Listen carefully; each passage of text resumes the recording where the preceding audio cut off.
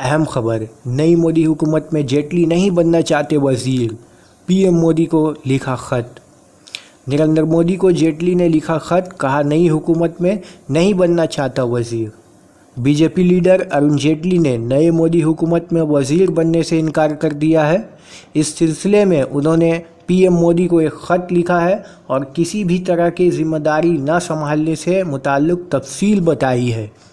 जेटली ने अपने ख़त में लिखा है कि अपनी ख़राब सेहत की वजह से मैं अब जिम्मेदारी नहीं संभाल पाऊँगा। गुज़श्ता 5 साल में मुझे हुकूमत में अहम जिम्मेदारी सौंपी गई, इसके लिए शुक्रिया।